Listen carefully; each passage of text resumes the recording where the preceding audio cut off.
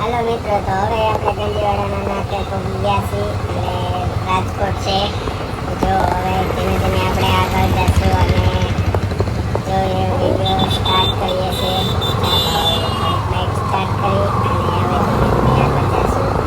Side ઉપર જવાનું છે એટલે થોડોક વિડીયો ભાઈ થોડાક જોઈને ચાલજો યાર.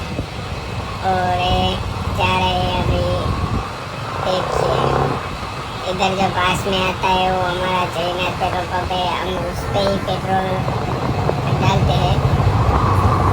અને અહીંથી જે રસ્તો વળે એ થોરાળા બાજુ જાય છે. હવે જો ધીમે ધીમે